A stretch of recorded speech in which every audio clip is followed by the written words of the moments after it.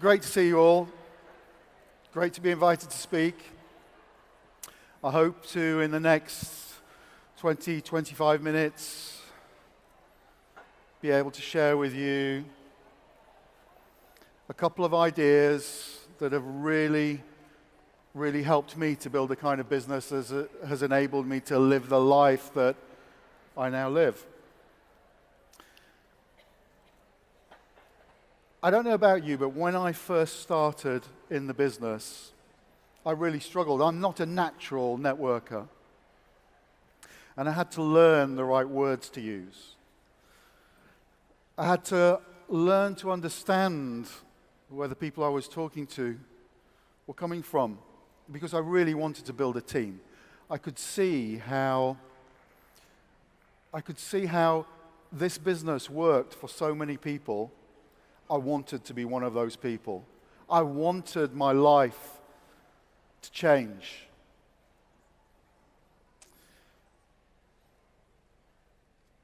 But I went out and I told people about this fantastic thing that I discovered. And I told people about Forever, and I told people about Allo, and I told people about network marketing, and I told people about the success that they could have. And nobody wanted to listen. I don't know if that's a similar experience that you've had. I also then, when I found the first few people, in fact, when I said I told everybody, I didn't. I told about half a dozen people, and none of them wanted to listen, and I froze. Because I was scared of the rejection, the humiliation of partly of them saying no, but it was more the look on their face when they said no. And I kind of got into the mindset where before I approached them, this kind of sneer on their face would be in my mind, and it just stopped me approaching them. And I had to discover a way of breaking out of this. And I discovered a way of being able to get the message in front of absolutely anybody, whether I felt they were high above me in their social status or not, anybody, without risking any sense of rejection. In fact, without them even noticing that I was approaching them about the business if they weren't interested. The only ones that would notice would be the ones who were interested. And it was this simple, small discovery that changed the whole way I did my prospecting. And it unlocked prospecting for me, and it meant that I could approach people, and I was able to approach a lot of people, and some of them were interested, some of them joined the business, some of them have been on this journey with me for, next month it'll be 20 years since I joined Forever. And for first 3 years, I built my business. I struggled to overcome in the first 6 months my fears and my challenges. But then having overcome them, I worked at building the business. And after 3 years, my Forever business was in such a way that it has looked after me for the rest of my life to this date, and I have no reason to doubt that it's going to continue to support me in the lifestyle to which I've become accustomed for the rest of my life. I want to share with you that approach today. It's actually pretty simple, but it is based on understanding a couple of things about human nature.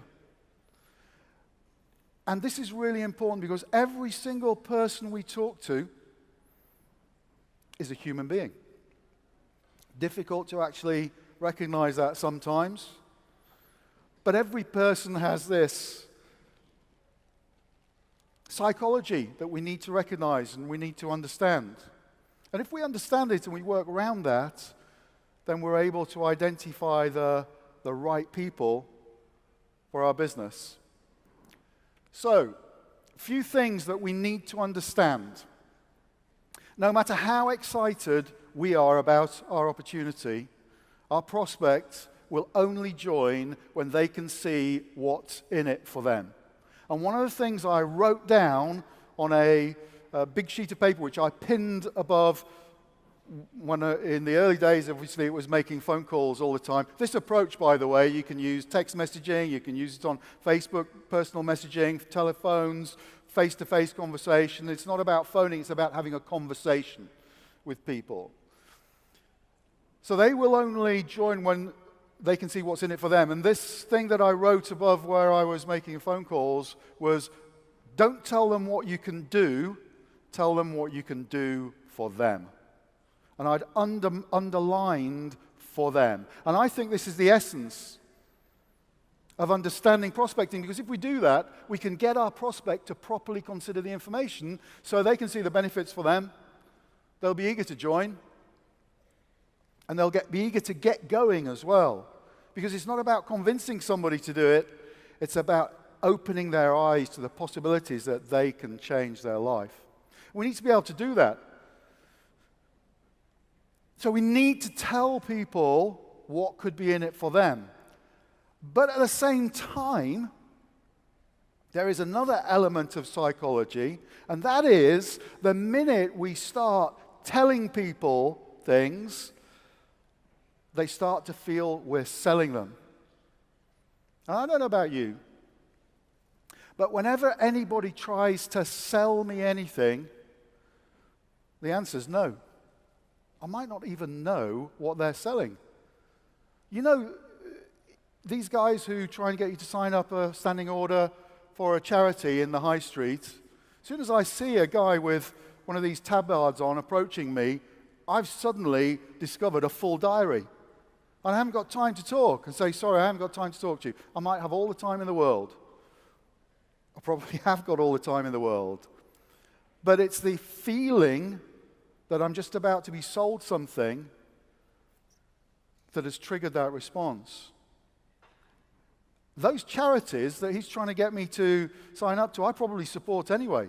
I probably think they're brilliant. If the approach was different, I would probably support them. It's the approach that I'm reacting to. So we need to be really mindful that we are not telling people. We're helping them to understand what could be in it for them. Now, I struggled with how to do this, because on the one hand, I want to tell people what could be in it for them, and on the other hand, I don't want them to feel that I'm trying to sell them, and so they say no before they know what they're saying no to. That's a real issue, I think. So people will also say no if they can't see anything in it for them. So we've got to tread this fine line between having them see what could be in it for them without it feeling that we're selling them. And I suppose there are many ways that you can do this, but the way I discovered, and now I teach my team, and really this is the only approach that I teach my team. You know, maybe there's a dozen people, half a dozen people that you know that you can approach directly, but most people, if you're anything like me, you just don't feel you know well enough to make a direct approach. And the fact is that we need to get our message in front of absolutely everybody we know and absolutely everybody we are getting to know. We need to have a way that we can do it that we feel comfortable enough with so that we do it. Because if we're scared of what we're about to say, chances are we won't say anything. And if we don't say anything, then they're never going to know what the benefits are. So, this is just a few phrases, and I'd encourage you to write it down. It's really simple. But don't feel you have to take every word down, because in this instance, the responsibility for you learning this approach is mine. So, sit back, relax, feel the words rather than note them down. So essentially it's in three parts. The introductory part is the company that I'm working with. It's given me responsibility for recruiting some key people. And I think you may well know the kind of people I'm looking for, the kind of person I'm looking for. It's a really simple approach. It's not original to me. I got that approach from Jan Roo. Almost everything that I teach, I've learned from somebody else. So you can say that to anybody, because you're asking for help. The thing about human beings as well is if you ask for help, most of them would be inclined to try and help you, as long as it's not going to cost them a huge amount. So then we go on to the next part, whereas I describe the kind of person that I'm looking for. And I learned how to do this because I read a book about asking for referrals. And I found that when asking for referrals and using this approach, I was actually getting more people expressing their own interest rather than giving me referrals. And I thought, hang on a minute, this is brilliant because I'm actually getting what could be in it for them in front of them without them even thinking that I'm pitching them about the business. So let me give you a couple of examples, and an example of how to handle the possible responses. Let's say I'm talking to somebody who's 20-something, 30-something, got a couple of toddlers, she's had a career, but she gave it up to have the kids, spent all her savings, now her and her partner need an income.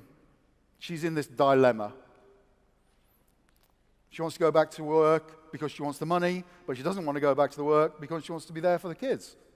She doesn't want somebody else bringing her children up. What we offer this person is an opportunity to replace her professional income, but do it in hours that suit her family commitments. Hours that she can put in around the needs of her kids. So if I'm talking to somebody like that, I would say the company that I'm working with is giving me responsibility for recruiting some key people. I think you may well know the kind of person I'm looking for. The kind of person who does really well with us, actually. Somebody who's 20-something, 30-something, got a couple of kids, they've had a career, good career, but they have given it up in order to have their children. And now they've spent all their savings and she feels the pressure to go back to work. She wants the income of going back to work, but she wants to be there full-time for her kids. She's in this dilemma. All I've done is painted a profile of the person I'm looking at as if I was talking about somebody else. Now, as I was describing that profile, I saw several of you, the ones that I can see in the front, turning to the person next to them, saying, "That's me." You did that, didn't you? You did that, I saw. Several of you out here. Yeah. And that's what we've done by telling this little story. So then, at the end, all we need to do is say, who can you think of that might like some information? So 3 possible responses. One is, sorry, Andy, can't think of anybody. That's okay. I hope you didn't mind me asking. No, just sorry I couldn't help. So they are actually feeling more awkward because they couldn't help than you are for asking. That's the worst case scenario. There's no sense of rejection, no negativity, no, is it one of those pyramid things? Because what triggers all that, is it one of those pyramid things? It's the feeling that you've engendered, that they are about to be sold something, talked into something. But this approach doesn't create those kind of feelings. No, sorry, I couldn't help. That's okay. Second possible response is, actually, my sister's in exactly this position, or my best friend, or sister-in-law, or somebody, and they put you in touch with them, and you've got a brand new prospect that you didn't know. Third possible response, and the one that we were actually going for, is, well, I might be interested. What is it? Now, at the what is it point, you need to be really careful because there is a big, big trap for you to dive into, because if you immediately start trying to present to somebody face-to-face or over the phone or in text messages, and you know you're presenting if you use words like aloe vera, forever living, Rexmorn, network marketing, all in the same message, if you start doing that, then you suddenly trigger those I'm being sold to feelings, and the answer is no when they don't even know what they're saying no to.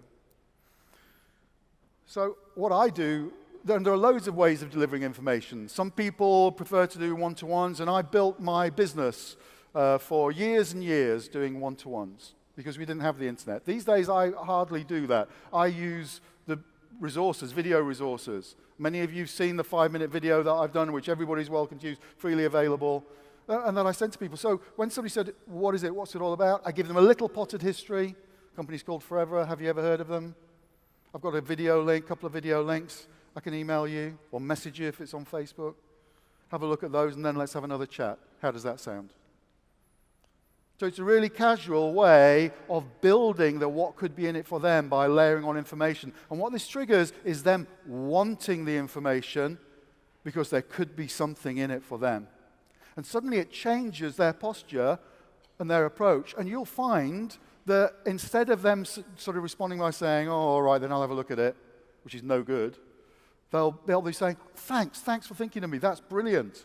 And they're excited about it. So they look at the message. Now, to be honest, whichever video you use, it doesn't really matter. It's not really about that. It's about creating the right mindset when they come to do that. I use the Your Future video for years and years because that's all we had. And I've used others. It's not really which video you send that counts. It's the mindset that you've created and then watching it. The results are exactly the same. I'll give you another example. Let's say this time I'm talking to somebody who's a little bit older.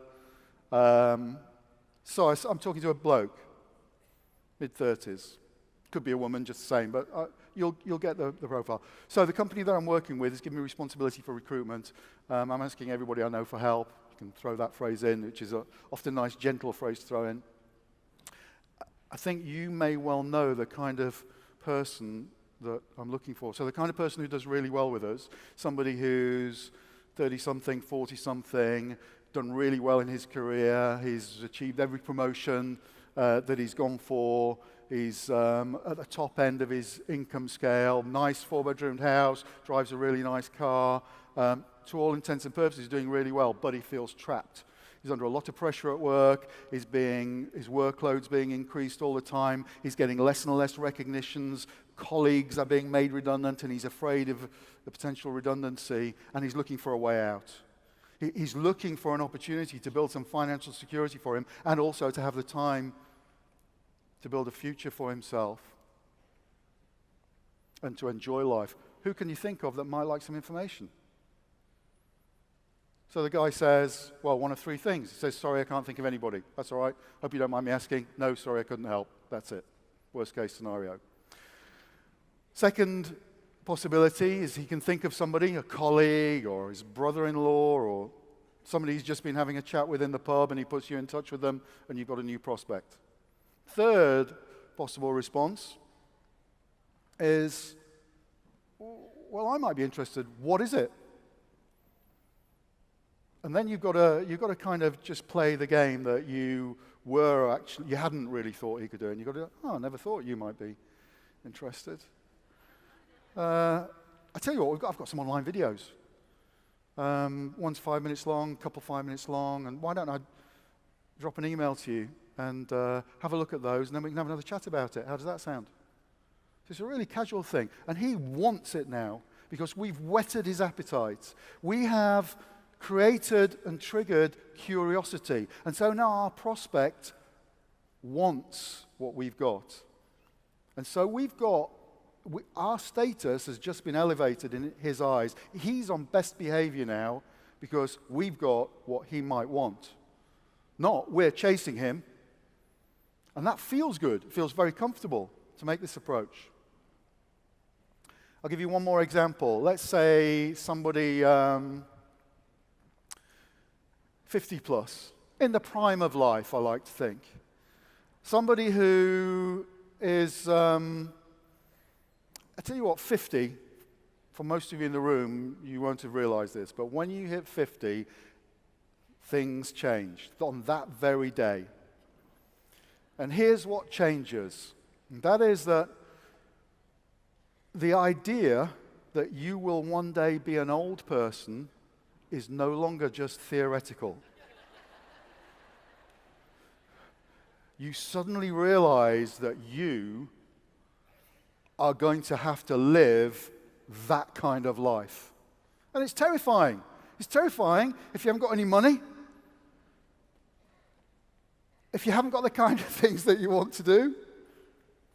in life, if you haven't got the resources to do that, you don't live the kind of life that you want, pretending you're enjoying your bag-packing job at Tesco's, when really you're just doing it to make ends meet. Nobody wants to live like that. Afraid of becoming redundant. Loads of people taking early retirement when really they've been made redundant, and they just call it early retirement to maintain some sense of dignity. So you're talking to somebody who's in their 50s, and you say, the company I'm working with is giving me responsibility for recruitment. I think you may well know, I know you wouldn't be interested. That's a phrase to throw in with the people that you're really scared of. I know you wouldn't be interested. But the kind of person that does really well with it, I think you may well know the kind of person that we're looking for, the kind of person who does really well with us, somebody who's 50 plus, got a lot of experience of life, a lot of experience in the workplace, and they want to put that experience to good use. They're being underpaid, undervalued at work, they're worried about redundancies. What we offer this person is an opportunity to build an income running alongside what they're currently doing that can build up to a substantial nest egg, and in fact can deliver a pension that they can start taking a long time before normal retirement age. Who can you think of that might like some information? So 3 possible responses. Sorry, Andy, can't think of anybody. That's all right. Hope you didn't mind me asking. The second possible response is that they give you a referral. They tell you about somebody they've been talking to, and let's face it, there are loads of people in that situation. The third possible response, and the one we wanted to trigger, is, well, I might be interested. What is it? Now, they might put on that skeptical look. You know the one with the furrowed brows? And the voice, the tone of voice? Oh, I might be. What is it? Skeptical is good. When you're new, you often take that skeptical tone as a negative response. But here's what skeptical tells you.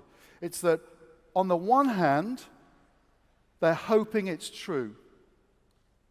But on the other hand, their life experience has taught them that if it sounds too good to be true, it probably is. So there are these conflicting emotions, but we need to recognize it's the hope that is the one that's going to carry them through to build a business with us if they can see what we can see. Because that's what we want. We want for them to be able to see what we can see. And in order for them to do that, they need to gather some information. In order for them to gather that information, they need to want to gather that information. And that's all we're doing with this approach. Triggering that desire, triggering that curiosity, and then they're going to do the work.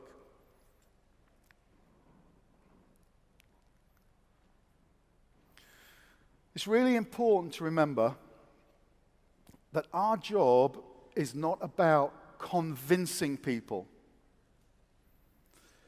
When we start to try to convince people to join us,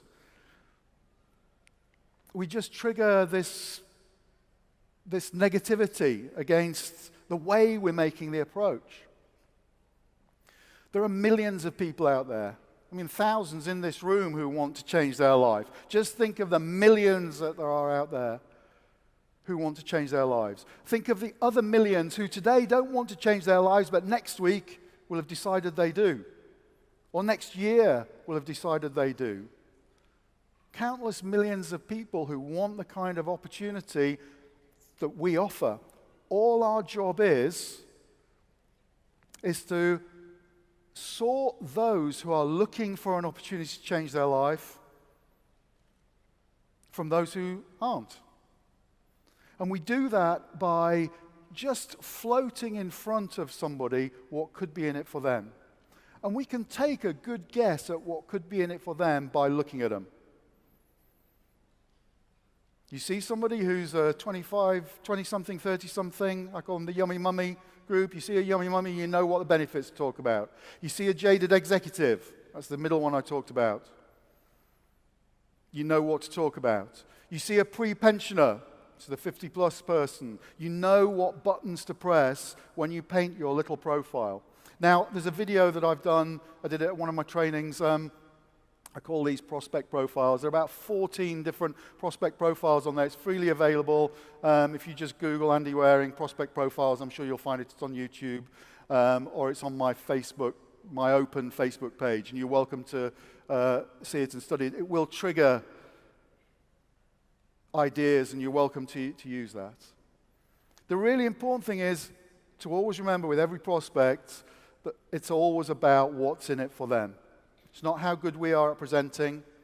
It's not about how good we are at convincing. It's about simply triggering their curiosity so they think there could be something in it for them, and then they will do all the work. I found it really useful throughout my career. I know loads of people in my team find this very useful because it just unlocks your whole list. All those people that you have previously been scared to approach or reluctant to approach because of what you imagined, suddenly you have a way of doing it. I'd really encourage you to use this approach. I hope you found that useful. It's been great to talk to you. Thank you for your interest.